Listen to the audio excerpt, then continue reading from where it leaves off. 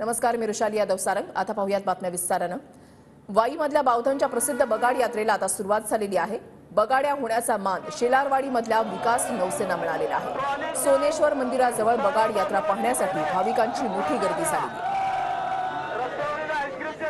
या बगाड यात्रेला अनेक वर्षांची परंपरा आहे आणि भाविकांची आस्था राहिलेली आहे। या बगाड यात्रेला आता सुरुवात झालेली आहे। ही लाईव्ह दृश्य आपण पाहताय। काशीनाथाचं चांग बरं, बावधनची बगाड यात्रा ही सुरू झालेली आहे।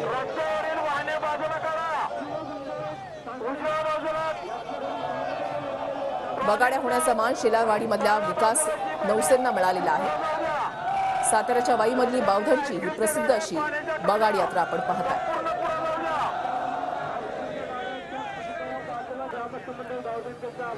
तर बगाड्या होण्याचा मान शेलारवाडीमधल्या विकास नौसेना मिळालेला आहे। त्यांच्याशी काही वेळापूर्वी आमच्या प्रतिनिधींनी बातचीत केली, पाहूया।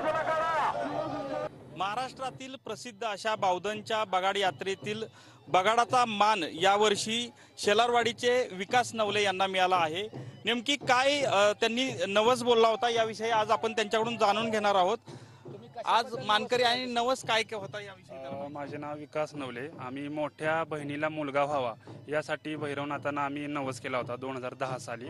त्यानंतर 2011 साली आम्हाला नवस पूर्ण प्राप्त झालेला आहे। आज खरं तर ही तुम्हाला मान मिळालेला आहे, काय तुम्ही भावना काय व्यक्त करा? खूप आनंद होत आहे की आम्हाला नाथ साहेबांनी आम्हाला प्रसाद दिलेला आहे आणि त्याचा आम्ही आनंदाने स्वीकार करत आहोत। आणि त्याचं रंगपंचमी आज बावधनचं ख्यातनाम प्रसिद्ध बगाड त्याचा आज आम्ही कौल नाथ साहेबांनी दिलेला आहे आणि त्याचा आनंद आम्हाला आहे। कॅमेरामन अभिजित पिसेसह संतोष नलावडे, TV9 मराठी, बावधन, सातारा। तर सोनेश्वर मंदिराजवळ ही बगाड यात्रा पाहण्यासाठी भाविकांची अलोट गर्दी झाल्याचं पाहायला मिळत आहे। या बगाड यात्रेचं एक वेगळंच महत्त्व आहे। अनेक वर्षांपासूनची परंपरा आहे। संतोष नलावडे आमचे प्रतिनिधी आमच्या सोबत आहेत, अधिक माहिती जाणून घेणार आहोत। संतोष, कसा उत्साह तुम्ही अनुभवताय?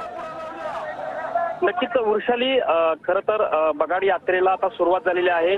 सोनेश्वर मंदिरापासून या बगाडापर्यंत जे बगाडाचे मानकरी आहेत विकास नवले यांना वाजत गाजत आणण्यात आलं आणि यानंतर आता या बगाडाला सुरुवात झालेली आहे। बगाडाच्या एका बाजूला बगाडाचे मानकरी यांना सांगण्यात आलेलं आहे आणि आता हे बगाड गावधन गावाच्या दिशेने भैरवनाथ मंदिराच्या दिशेनं आता जायला सुरुवात होणार।